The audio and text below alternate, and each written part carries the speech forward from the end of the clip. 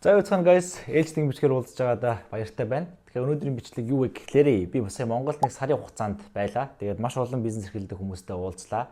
Янз бүрийн үйлчлэгээний бизнес эрхэлдэг, e-com хийдэг, тэ янз янзын бизнес хийдэг хүмүүстэй уулзаж учир зөвлөгөө авахт нь авч нэг тийм гоё явчаад ирлээ. Өнөөдрийн бичлэг юуны тухай гэхлээрээ надад амар хэрдэг нэг асуулт байдаг. Тэр нь юу вэ гэхлээрээ хэрхэн үйлчлүүлэгч олох вэ? Бараа бүтээгдэхүүн хүнд хүргэх вэ? Хүн татах вэ гэдэг асуулт байдаг.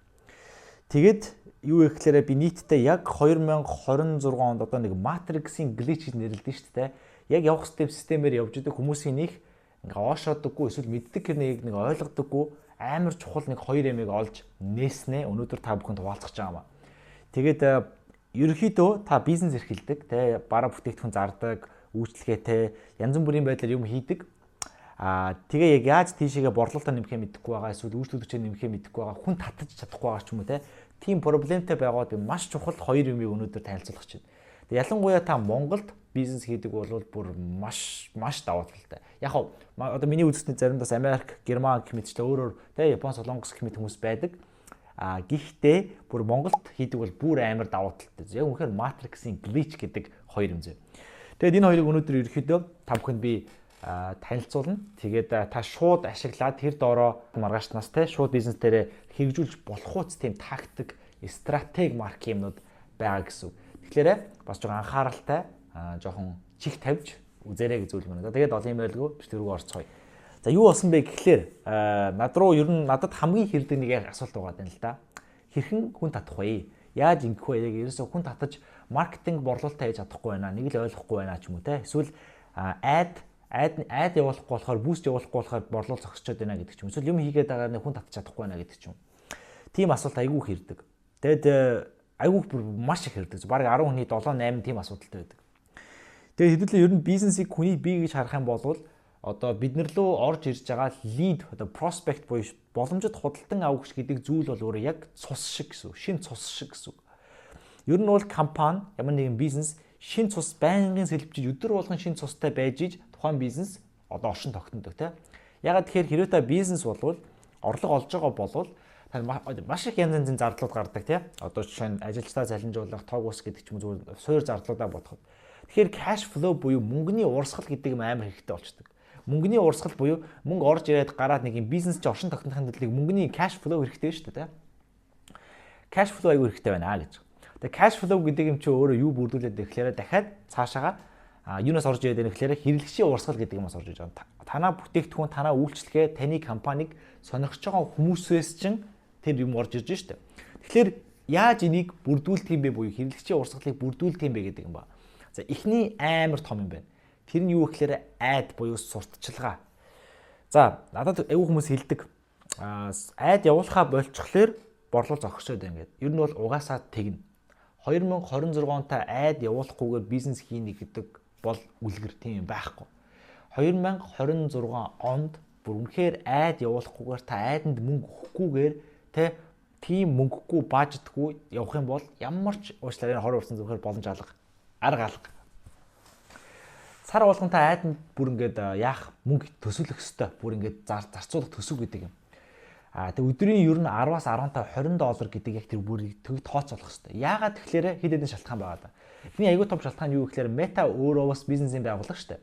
Тэгээд ихэвчлэн бизнесүүдийг яадаг гэхээр хэрвээ та адаа явуулж мөнгөний төлөхгүй болвол ер нь бол таны пэйжийг баг нуучдаг заримдаа. Органик контент хийгээд хинт ч үзүүлдэггүй тийм яг албан ёсны биш зүйл. Гэхдээ ер нь тийм тохиолдолд байгаа. Одоо бидэд аюул сурч үзсэн л дээ. Органик контентууд хийгээд огт бараг за худалч хүнд бараг 5-аас 8 шиг контент оруулж нэг нь маш сайн явдаг. Бус нь бол хинч үзэхгүй. Тэгэхээр энэ бол ер нь бизнесийн төвшөнд бол ерөөсөө scale буюу тогтвортой бизнес өсгөх боломж байхгүй болчихж байгаа байхгүй. Тэгээд мөнгөний нөгөөд $10, $15 болонгууд орж ирж байгаа хүмүүс бүр солиотой байгаа байхгүй. Одоо сая яасан бэ гэхээр манай ажилтдаг нэг Америкийн Калифорнид байдаг манай нэг клиент байдаг байхгүй. Тэднийх маань өөрөө юм ивент холл маркийн төрөөслөлтэй. Тэгээд бид яг органикаар ерөнхийдөө жоохон туршиж үзэж байгаа л яг үндсэн загварынхаа дагуу одоо яг олон улсад явж байгаа стратегийн дагуу айда явуулаад тэгээд үзэхэд нийтдээ гарч ирсэн тоон тэр одоо шин бид хийсэн айд маань өөрөө Америктэй хүртэл яг тэр индастри буюу тэр ийм одоо орон зайд сайн гэдэг үзүүлэлтэндээ орох тийм тоо гарч ирсэн байхгүй. Бүр яг нэр ингэсэн. Тэгэхээр юу гэсэн үг вэ гэхээр олон улсад бүх улсад ялгаагүй айдаа явуулахгүй бол ер нь бол боломж байхгүй. Айд явуулахгүй бол таны бизнес оршин тогтнох боломж байхгүй. За тэгвэл айд гэдэнгүүт хүмүүс boost гэж ойлгоод юм. Boost ерөөсөө биш шүү. Boost гэдэг чинь зүгээр энийхээ дараа дангуудаа boost гэдэг товчтой байдаг. Тэр бол зүгээр ер нь та илүүдээ гарсан мөнгөтэй бол мөнгөө шатаамаар байгаа бол тэ boost гэж болно. Айд гэдэг бол айдс менежер дээр тусдаа хийдэг, тусдаа бүр юм худалчгүй ер нь бол орчин үеийн маркетингийн хамгийн шилдэг арга болчиход байна. Тэгээ метагийн өөрөө энэ айд одоо юу ч амар сайн болчиход байгаа байхгүй. Өөрсдийнх нь алгоритм. Одоо ч та ямар нэгэн байдлаар шууд одоо Instagram юм уу Facebook руу оронгуудаа хоолны зураг аваад хоолныхоо зургийг сторитох гээд тэгээд аяр нь оронгууд танд аяны хоолтой холбоотой санал болгож байгаа. Эсвэл та янз бүрийн байдлаар пив ч юм уу янз бүрийн мундаа авангууд янз бүрийн уухамтай холбоотой ая санал болгож байгаа. Гэх мэтчлэн метагийн энэ орчин үеийн сүүлийн үеийн алгоритм амар сайн болцсон байхгүй. Тэгэд зүгээр л та контент айтайхан хийгээд айда буюу мөнгөний төлөө явуулахад шууд хэрэглэж байгаа. Тинчнээс зүгээр та зүгээр амар зэ. Одоо Монголд e-commerce шүү дээ. E-commerce буюу интернет худалдаа гэдэг бизнес ерөөсөө хоёрхан юмны бизнес болсон. Юу вэ гэхээр бараагаа олох, айдаа явуулах гэдэг л хоёр бизнес болсон. Бусдын бүх юм нь автомат замархан болсон. Гой бараа байна уу? Айдаа явуулж чадчихна уу? Ерөөсөө энэ хоёрыг чадчихагаад ямар ч хүн e-com хийж чадна. А бусад компаниудаар ч ялгаагүй. Хүн болгон угаасаа үйлчлэгээ одоо ингээл сайн хийж байгаа шүү дээ. Одоо юмэрийн одоо ч 10 шиг шүтний имлэг байл л да. Адилхан л шүтний үйлчлэгээ үзүүлж байгаа шүү дээ. Эсвэл 10 шиг хувцсны дэлгүүр байл л да. Адилхан л хувцс зарж байгаа шүү дээ. Тэгэхээр юугаар ялгаатай юм бэхээр хин контентоо маркетингаа хийж чадчихин гэдэг тэр нэг юм за брендинг гэх юм уу нэг юм хүнд үзэгдэх байдал гэх юм уу тэрэн дээр зүрх айгүйх дардаг болчиход байна. Ер нь бол сүүл үед. Тэгэхээр та айд явуулж сурах нэ. Айд явуулахгүй бол угаасаа обсоо гэсэн. За guys, хэрвээ та ямар нэгэн байдлаар бизнестэй онлайнаар ажилладаг эсвэл бизнесээ онлайнжуулах хүсэлтэй байна яах ивэ олохгүй байгаа та яаж айд сурчлагаа явуулахаа мэдэхгүй байгаа контент хийхээ мэдэхгүй байгаа тэр чиглэл дээр асуудалтай байгаа болвол надтай энэ доод линкээр стратегийн кол тоглох боломжтой. Стратегийн колоор ерөнхийдөө бол цаашдаа одоо би болон манай баг тань тусалж чадхаар байна уу чадахгүй байна уу гэдгийг ярилцаад зөвлөгөө өгөөд тэгээд цаашаа болохоор бол хамтарч ажиллах боломжтой тийм юм байгаад байгаа шүү. Тэгээд бүгдээрээ бичлэг рүү орцгоё. За хоёр дахь аягүй чухал юм нь юу гэхээр offer гэдэг юм байна. За offer гэдэг нь юу вэ гэхээр хүнд тавих санал гэсэн үг. За би сая Монголд ялангуяа ажилласан бас дээрэс нь ер нь хүмүүсийг ажиллангууд хүмүүс яг өдөр тутмынхаа нэг юм ажлаас ер нь гарч чаддаггүй юм шиг санагдсан. Юмэр ингээл нэг юм байгаа хэд хүмүүстэйг харилцаад ажилчнтайгаа харьцаад ер нь нэг өдөр тутмынхаа жижиг сажиг юмнаас ер нь нэг юм гарч чадахгүй байсаар л дуусчихдаг шүү. Тэгэд яг юм offer тавьж байгаа хүмүүс маш бага байлаа. Offer гэдэг нь ерөөсөө хэрэглэгчд та тавьж байгаа саналаа хүргэх тэр арга гэсэн үг.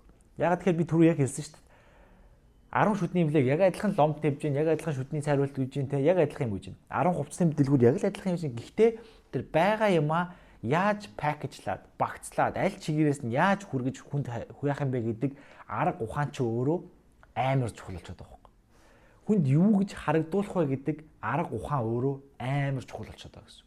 Орчин үед. За тэгээд тэр арга ухаан дээрээ араас нь айд явуулах юм бол тэгээд энэ өрчин бүр ингээд стероид нөгөө нэг фитнесийн тэ стероид шахацсан юм шиг тестостерон шахуулсан юм шиг тийм болчихж байгаа юм. Тэгэхээр офер болон танд ялчгүй санал болгож байгаа зүйл дээр чинь нэг офер байх хэрэгтэй. Хэрвээ ингэх юм бол ингээ гэдэг юм. А хэрвээ ингэх юм бол өнгөө аваарай гэдэг ч юм уу. Нэг явал хоёр гэдэг ч юм. Ямар нэгэн байдлаар хийх байх хэрэгтэй гэсэн.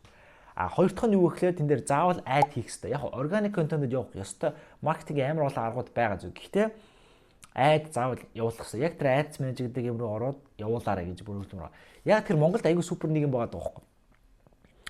Олон улсад байдаггүй нэг юм Монголын айд спенд буюу айдны зардал өөрөө маш хямдхан. Бараг үнэгүй шахуу авдаг. Одоо манай нэг e-com хийдэг дүү байна л да. Бараг айд спенд 0.10 цент байдаг байхгүй. 0.10 цент гэдэг чи одоо бараг хэдэн төгрөгөөр 500-600 төгрөгөөр ч юм бараг нэг хэрэглэгчийг нэг боломжит худалдаа өгч худалдаж аваад байгаа байхгүй. Гэвч чинь дэлхийд өөрийн тоо байхгүй шүү дээ. Энэ бол бүр ингээд солиотой тоо байхгүй яг үнэндээ. Тэгэхээр Монголд айд бол яг матриксийн глич маш хямдхан нэг хэрэглэгчийг бүр маш хямдхан авч байгаа. Бараг үнэгүй шахаа аваад байгаа байхгүй. Тэгэхээр айдаа явуулж сурна, контентөө хийж сурна гэдэг чинь өөрөө амар чухал ажил болж байгаа гэсэн үг. Яг тиймэрхүү гэсэн үг. Тэгээ одоо шин бид сайт дээр Америкт байдаг клиент дээр үндсэн яг сурталчлагыг явуулаад үзэхэд л яг л Америктаа ч гэсэн одоо юу яаж байгаа байхгүй. Бидний үзэлт нь болохоор нэг гэрэлтчийг $2 молоор хавцаа хэд $2 10 цент 20 цент ч тэр хавцаа судалж явж байсан.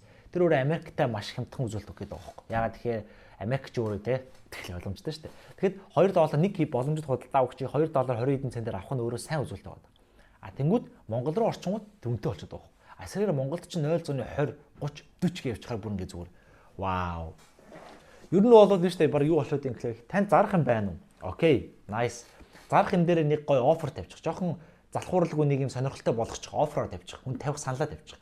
Энэ санал дээр айл явуулчих. Ингээл энэ гурыг комботчход эн чинь мөнгөний баг юм infinite glitch юм болчихж байгаа юм. Гол нь хүмүүс энийг хийдэггүй мэлээ. Хийхээс одоо мэддэггүй мүү эсвэл залхуураад байд юм уу эсвэл төгшөөд байд юм уу би ихс ойлгохгүй байгаа. Гэхдээ заавал хийх ёстой шүү. Ер нь бол танд хэрэг тийм эргэлзээ байгаа бол би айд явуулахгүй ингэ гэж бодож байгаа бол явуулах ёстой шүү. Бүр заавал шүү. Бүр ингэ тэн дээр бол бүр юм юу байхгүй. Яриад байх юм бах ёс заавал явуулах ёстой. Энэ үрийг бичгээд дуусгая guys. Ямар ч зэн хүртэл үзсэн бүх хүмүүстээ баярлалаа. Тэгээ ямар ч саяны хоёр offer add гэдэг хоёр юмыг бизнес дээр та шууд хэрэгжүүлэнгүүд эхний нэг 14-өөс 21 хоногт бол бүр бат таны борлуулалт суух өстэй. Бидэд бүр маш олон газар дээр туршиж үзсэн. Шууд суух өстэй. Бүр хайргүй өсдөг хөхгүй. Тэгээ гол нь хэрэгжүүлэх л байдаг гэсэн. Тэгээ мэдээж хэрэг хэрэгжүүлэх эхлэнгүү шууд тоогоо өмөрцөв шиг сайжрахгүй л цаг хугацаа орно. Гэхдээ ямар ч сан одоо өсөх нь бол тодорхой гэсэн.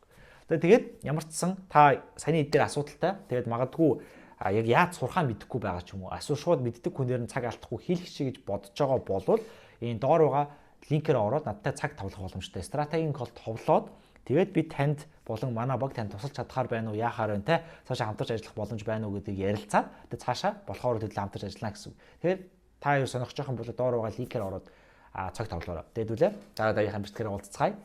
Тэгээд хэрвээ цаг тавлах гэж байгаа бол хэдлээ колоор уулзцгаая. Бүгд нь амжилтсаа.